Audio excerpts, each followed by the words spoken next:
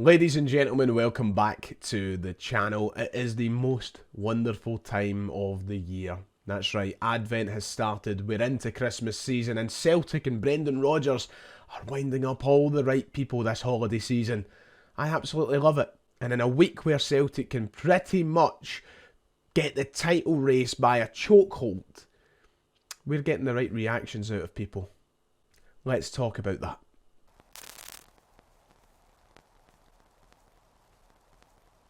If you haven't already, please make sure to hit like and subscribe. It would be much appreciated. Remember, you can become a channel member as well using that top line in the description. Your support has been crazy, and it's time to wrap up 2024 with a big month at Celtic Football Club. Of course, we play Aberdeen midweek. We have a Champions League game away in Zagreb next week as well. And it all leads up to a very good festive season where we'll have a derby and games which can leave Celtic in a pretty dominant position here in the Scottish Premiership. So stay with me, like and subscribe and hit the notification button if you want to stay up to date. We've got a lot to cover today.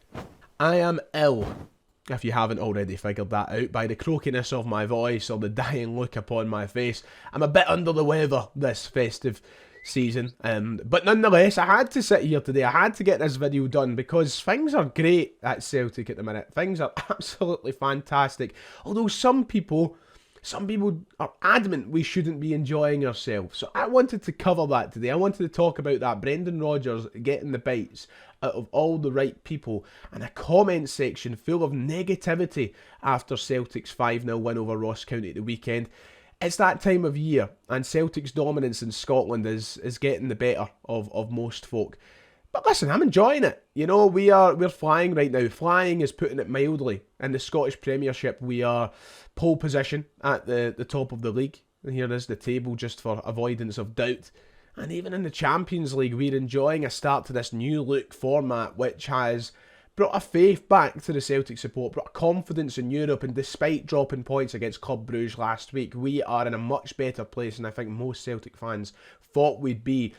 You think about where we are right now on the 2nd of December 2024 compared with where we were on the 2nd of December 2023, and it's night and day. The atmosphere amongst Celtic supporters, the feeling amongst Celtic supporters has went up tenfold from this point last year, where, you know, there was a real question as to whether or not Celtic had it in them, and if Brendan Rodgers had it in him, to win a league title by the end of the 2023-2024 campaign. It was a real struggle at this point last year, and now, well, we're playing some of the best football I've ever enjoyed as a Celtic fan. And Ross County really was yet another example of that. It was a fantastic first half performance at the weekend against Ross County. 5-0 up by half time. The game obviously did finish 5-0. We didn't go quite as balls to the wall in the second half. We weren't as intense, but we still won the game 5-0, and we done it in really nice fashion. The football we were playing was brilliant, and that's why Celtic fielded a team with 6 changes to the side that started against Club Brugge the Wednesday prior. It shows you the strength and numbers that Celtic have at the minute. And even though there are plenty of fans around Scotland of other clubs saying that it's just because we have the money, well, you know, we've had the money behind us for years. We are by far and miles the richest club in the country, but we've never felt this dominant. We've never felt this good. And I love it, personally. Look, I know that the league has become a bit of a procession this year for Celtic, but at the end of the day, Celtic don't control how the other clubs are being run. Celtic can't help it if Rangers are a mess, if Hearts are bottom of the league, if Hibernian haven't got themselves together in the best part of a decade. You know, Celtic can't help that. You know, the big teams that are meant to be chasing and helping other clubs by taking points off us aren't doing that, and we're reaping the rewards of it. So, yeah, we're going to talk a bit about that today. But listen, first of all, Wednesday, that could be huge. Celtic visit Pittodrie on Wednesday night, and a lot of people are looking at this as Aberdeen's last chance to keep themselves in somewhat of a title battle for the foreseeable future. And I would be inclined to agree with that. I'm not going to lie, I'm not going to beat around the bush. Celtic are already 11 points clear of Rangers, just to show you the league table again. We're 5 points clear of Aberdeen with a game in hand over them. If Celtic beat Aberdeen, we'll go 8 points clear of them. If we then win our game in hand, we will go 11 points clear of them. I know, I can't count. Listen, I failed higher maths. I know, it's fine. Point still stands. Just pretend that I got, just pretend that I got it right. Cheers. I hate being that guy, but if Celtic win on Wednesday night, the league is as good as over. They're saying it down in England, so we should be able to say it up here, because Liverpool are 11 clear of second place clubs and whatnot. It'll be pretty much the same here. I don't see Celtic squandering an 11-point lead at the top of the table. But listen, that's a conversation we'll have on Wednesday. However, it's nuts. By the beginning of December, Celtic could very much be 4-0 champions, essentially. But once again, I can't help but reiterate the point. Celtic aren't to blame for that. It's not Celtic's fault that Rangers are being run like a Sunday League club. They can't make a good signing. Their players don't look like they're good enough to play at Kilmarnock or Ross County or Dundee, let alone Rangers. The fact that they have only just appointed a CEO after months of not having one. We can't help it that Aberdeen have dropped points in the last 3 games when the pressure has been piled on top of them. We can't help it that Hearts and Hibs, 2 of the biggest teams, the capital teams of this country, are 11th and 12th in the Scottish Premiership. So it's not Celtic's fault that the league title could basically be done and given to us by Wednesday night. But it is a huge opportunity. Listen, Aberdeen will need to raise their standards, their quality on Wednesday if they want to keep any form of conversation alive. And I believe they will. I know we battered them 6-0 at Hampden last month, but this is a side who showed us at Celtic Park that they're a great side, that they're a side that can compete with Celtic. And I think with them being at Pittodrie, they will raise their game. But nonetheless, the narrative that is evolving online, on social media, and in the mainstream as well, seems to be a case of the old, the usual, shall we say. The usual suspects are creeping up. That same old narrative of Scottish football being boring and Celtic being bad for the game is back. And Brendan Rodgers is winding all the right folk up. I'll be the first to admit that Scottish football, as of the last couple of years, hasn't been anywhere near its best or its most entertaining. In fact, I've been on the record a number of times to suggest that Scottish football is maybe at a real low point right now. I'm not going to be ignorant to that fact. I've been on the record a number of times on this channel saying that outside of Celtic, Scottish football has, quality-wise, been at its lowest. And I believe that, and I kind of still believe it as well. Now, what I will say is over the past few months in the last year, I think we've done a lot to maybe improve on that. Hearts' performances in Europe have been decent over the last couple of years, getting some big results and putting themselves in good positions. Rangers, of course, continue to get results in Europe no matter how bad they are. And we see a real emergence of a kind of born-again Aberdeen side who have brought some quality back to the league, but maybe just not enough quality to compete with Celtic. But generally, I think the quality of Scottish football, yes, has indeed been poor. But why is it Celtic fans and why is it Celtic Football Club who always seem to take the flak for it? Why should I and all of us who are season ticket holders at Parkhead or just casual Celtic fans or whatever, why should we be the ones to be told it's our fault and not being allowed to enjoy our football club? That's where my problems lie. Because it seems as though when Celtic seem to get any form of success, or as Celtic fans start to enjoy themselves, we are told by Aberdeen fans and Hearts fans and Hibs fans that it's only because of the money, and it's only because we're in the position that we're in financially that we're top of the league and winning trophies. Why is that? Now, I know I shouldn't be biting to it, because at the end of the day, who cares? But why should we be the club who's blamed for all of the shortcomings and problems in Scottish football? Celtic didn't create this. And in fact, I would say that all the clubs that find themselves in these positions should blame themselves, not Celtic. And just because there's a real lack of success at your football club, if you're watching this as a Hearts fan or Aberdeen fan or whoever, and you adhere to this same sort of propaganda, I'm going to call it, why is it Celtic's fault? Because I haven't quite figured that out. And the propaganda that I see online seems very backwards. I mean, let's start with some of the comments that I received on my match reaction of Saturday's game. Here was Richie, who said, "It's a shame that we even celebrate league wins. There's no competition in the league. Why does Celtic not play like that against Bruges and Atalanta?" Well, number one, Bruges are the champions of Belgium. Number two, Atalanta won the Europa League last year. And take away your own thoughts and feelings for a minute, Richie, pal. I would say those are pretty good results for Celtic, especially away in Atalanta to get a draw. Now, I know you're just looking for a bite, and perhaps I'm giving you it, but why is it a shame that Celtic celebrate their league wins? Am I not allowed to enjoy watching my football club win games? That's where my biggest problem comes from. Why am I not allowed to enjoy Celtic? Why should I be told by people up and down Scotland that we shouldn't be allowed to celebrate our games? At the end of the day, it's my football club. I'm from the East End of Glasgow. And I know people like to throw out the glory hunter term sometimes. People go, "Oh, you're not even for Glasgow." Yes. By the way, just to make this clear, my nearest professional football club is Celtic. I'm from Easterhouse, in the East End of Glasgow.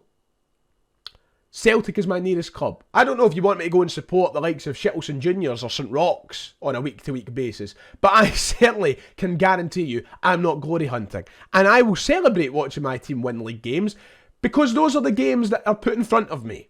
I can't ask Manchester United to come up in place in the Scottish Premiership. I can't ask Liverpool to come up in place. So why do Celtic fans get it stinking for this?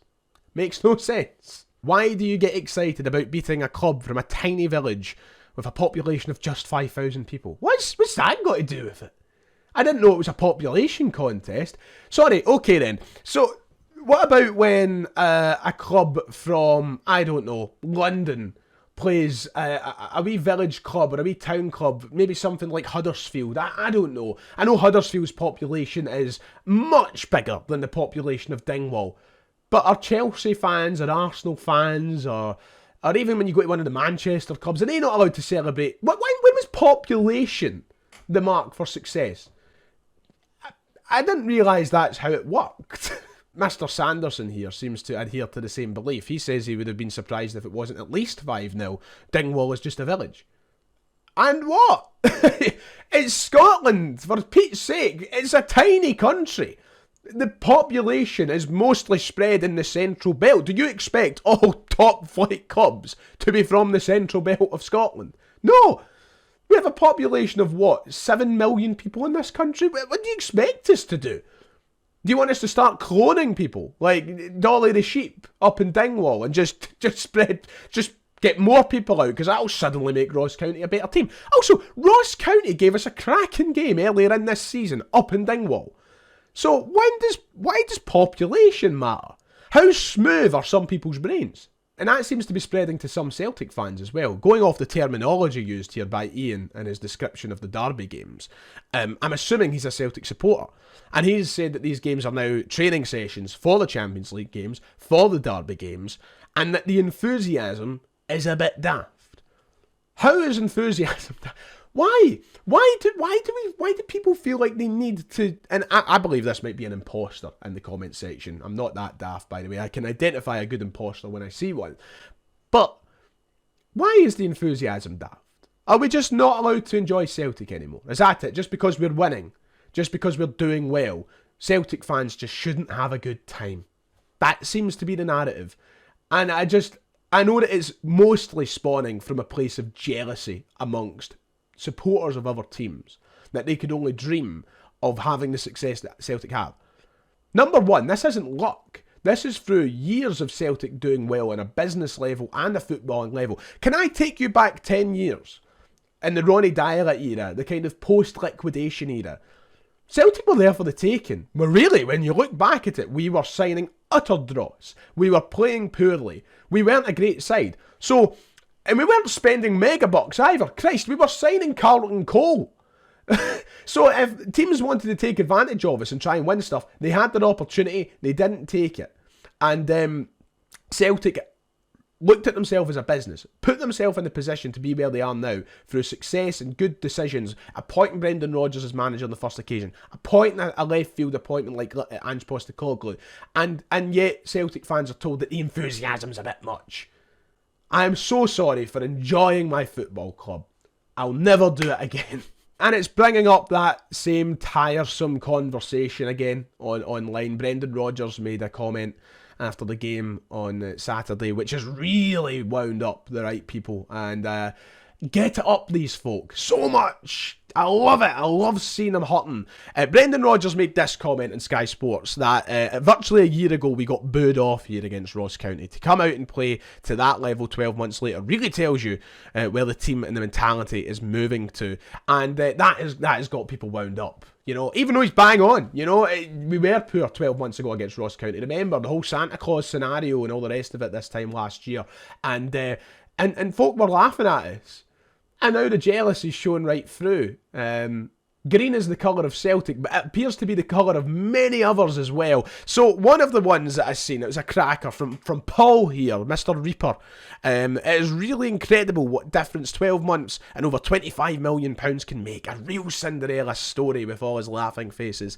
2,500 likes that one gathered, and he'll probably be enjoying his wee bit of fame here on the channel. But Paul, can I remind you, we sold a player worth £30 million in the summer.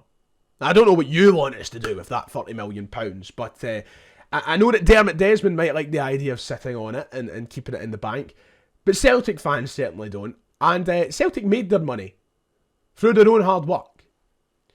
And I don't see why that's the measuring stick here, because we spent £25 million. Money doesn't guarantee success.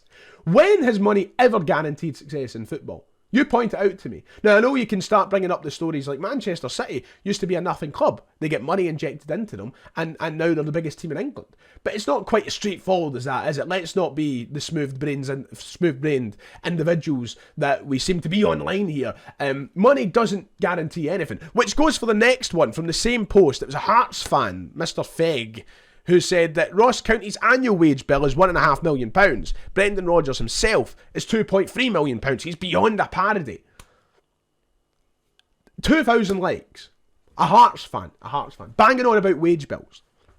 If that's the black and white image that you're painting football, and Scottish football in particular, in, shouldn't that mean that Hearts should be much higher in the table than bottom of the league? If we're basing success off a wage bill, Surely Rangers and Hearts and all these sides should be doing better than they are. Surely Rangers should be miles ahead of Aberdeen. No? Surely Hearts should be a bit higher than bottom of the table. That's what I would have thought. If wage bills is what equals success. But no, whatever suits your narrative to get a few thousand likes in your tweet, that's how it usually goes. What are Celtic meant to do? What are Celtic fans and Celtic Football Club meant to do to stop this from being the annual conversation? I don't get it. I really don't. Are we meant to start spending money for teams? Are we meant to buy them their players? If Hearts and Aberdeen and Hibs and all these clubs and Rangers don't know how to spend their money and don't know what players to sign, that's not Celtic's fault. Maybe go and hire some new scouts. Celtic have got a really well-run football club and we're reaping the rewards of it. And I don't see why that Brendan Rodgers' comments make him a parody because Ross County's annual wage bill is £1.5 million. Okay. Cool. Does it matter? Does it matter? Of course, it's going to have a massive, massive effect. I'm not going to sit here and play dumb. Of course, it means that Celtic put themselves into another stratosphere when it comes to deciding the favourites for a league title. And obviously, we should be miles ahead of clubs. But the whole money equaling success conversation is so tiresome, it's so boring, and the hypocrisy always shines through every single time. And we seem to be enjoying ourselves, so that's all that really matters. Just as an extra wee point before we move on here, I've not even got to touch on the fact that this conversation comparing finances is so forced by other supporters to the point where they dream of these imaginary scenarios where Celtic fans use it as the excuse for our shortcomings in Europe. And you and me both know this for a fact, that us as Celtic fans, we never result to talking about the comparison of finances when it comes to our European failures. We take our frustrations out on Celtic and the Celtic board, and that's the same story year after year.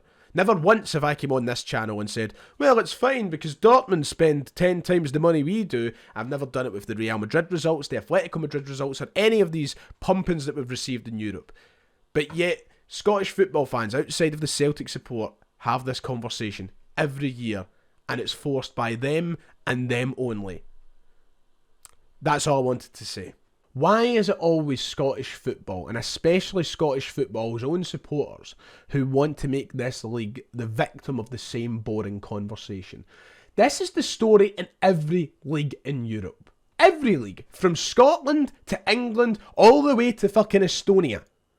There is going to be one or two particular clubs who dominate down to financial advantages, down to population advantages. It is just basic fact of life. And if you're not over it yet at this big age and this big year of our Lord in 2024, you're never going to get it.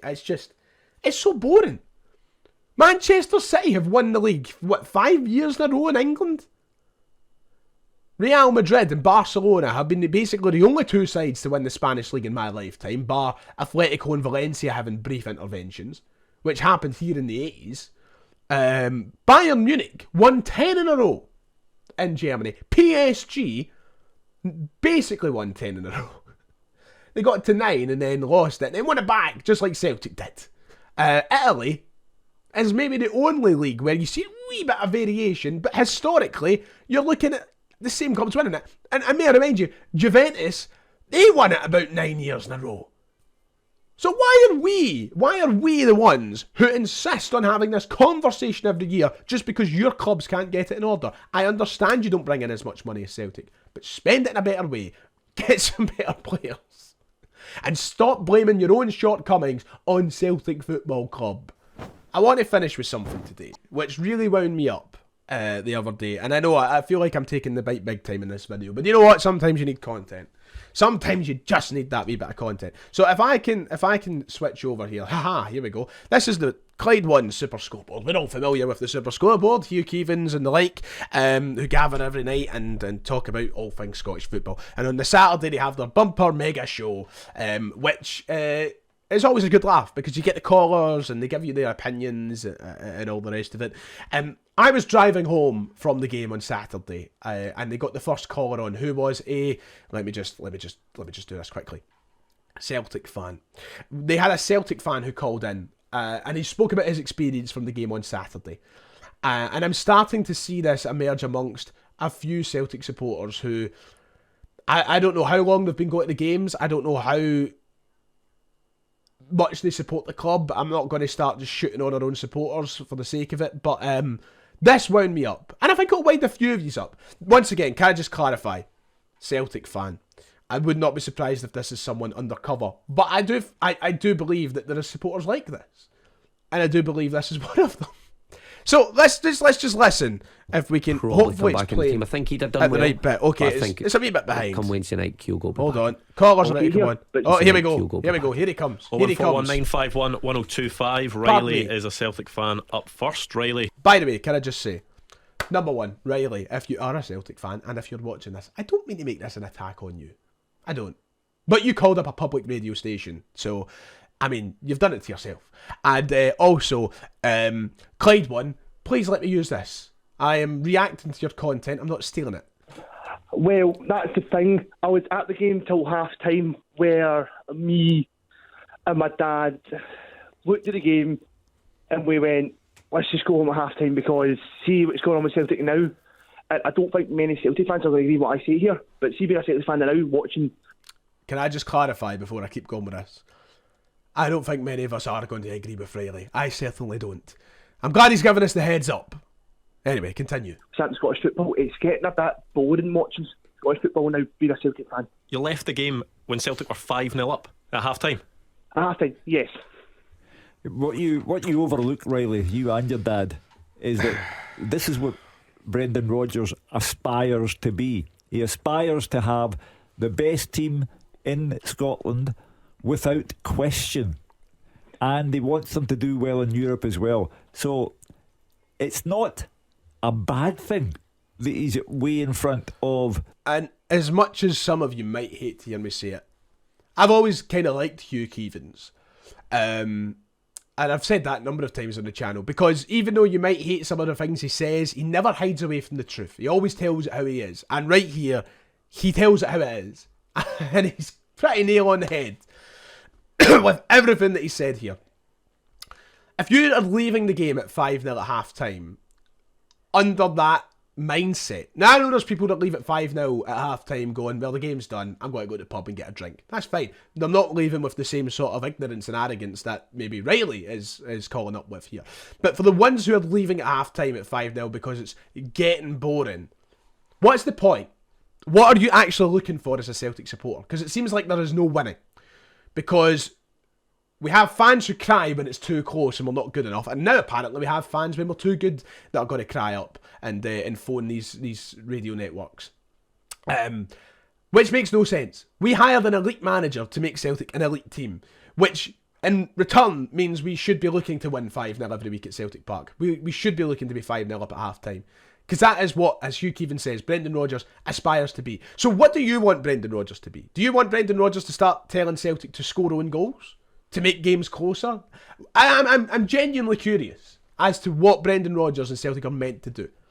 Anyway, it still goes on a wee bit, because Mark Wilson has a bit of a laugh with him and proves him an absolute dafty, and I think you should all deserve to hear that if you haven't already. Every other club, that's what he plans for. It's for the other clubs to do what they can to lift their standards. So I think you possibly have it in the wrong order here. The applause should go to Celtic for showing the mentality after the game against Bruges to go out there and get a 5-goal lead. Yes, Ross County are way behind them and haven't won a game on the road for 15 months. But surely you stick with your own team in praise of the manager who built it. Did you not get any enjoyment out of that first half? I was going to say, Andrew, Riley, why did you leave the game at 5-0?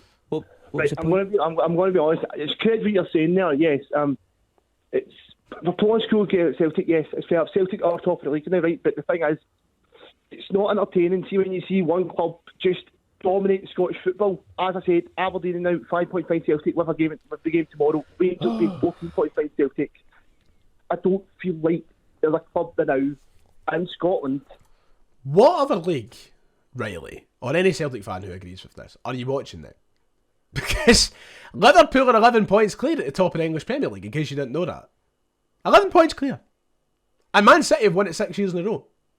So, every year, the best league in the world, apparently, by the way, apparently the best league in the world, is going through the exact same. Usually City are miles clear and they win the league.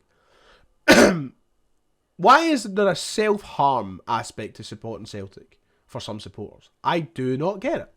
Once again, Mark Wilson's going to say something really good. That can push Celtic. I'm not saying Aberdeen have not done good this season. I was going to say, Riley, so at half time when Celtic were 2-0 up against Aberdeen, did you just go, there's no challenge, I'm away at half time? No. Of course not. So what? Why even go to the game at all today if you didn't think there was a challenge there for Brendan Rodgers' side? I'm going to be brutally honest. That's a fair point you've said there.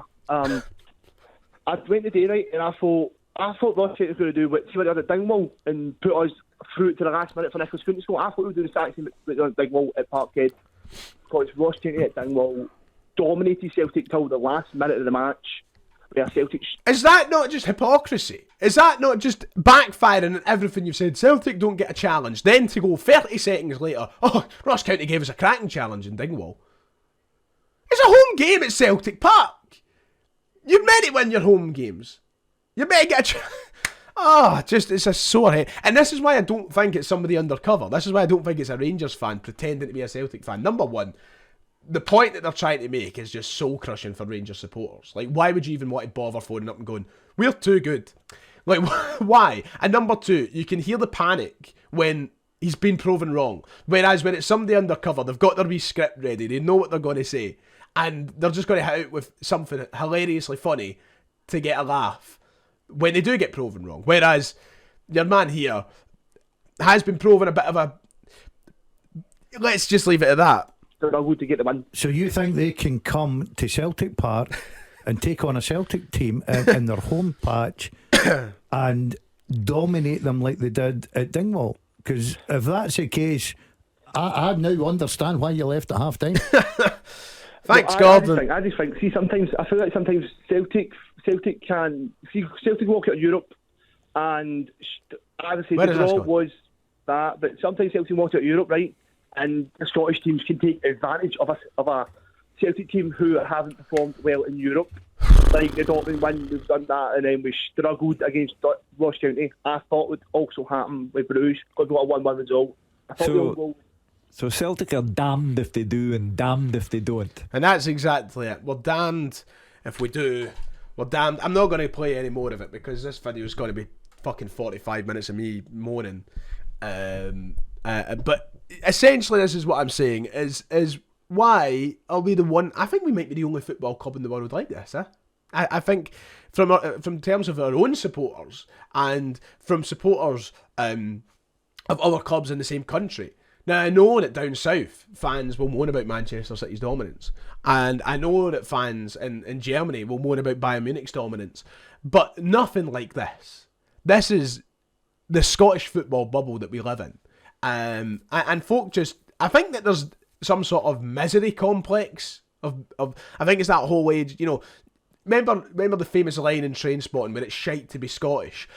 I think there's an aspect of that comes into Scottish football that doesn't come into any other league in the world, because no matter what's happening in Germany or England, supporters of their clubs will always be, at the end of the day, happy to support the club they support. And you will always see fans of lower league teams in England talking about how good it is to be a supporter of that team, or fans in Germany turn up in their massive ultra sections and their massive fucking supports and just be happy and enjoying themselves. Whereas here, it's just, it doesn't matter. There's always going to be points to moan about. And for a country that bangs on about how much Scottish football is unique and great, we love to put it down. We really love to put it down. And Celtic fans are the ones who bear a huge amount of that putting down aspect when it's not their fault. You know? Anyway, I know there's going to be plenty of Hearts and Aberdeen fans and such that might... Listen, I know it's not everyone. I've not made this point once in the video, and I feel bad that I'm waiting until 35 minutes into the recording to make it now.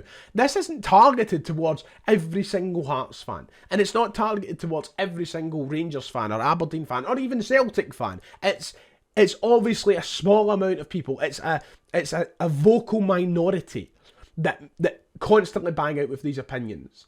And I should not be giving them any airtime at all. I know that. I'm the one that's giving them a platform here by putting them in a video which could get 10,000 views.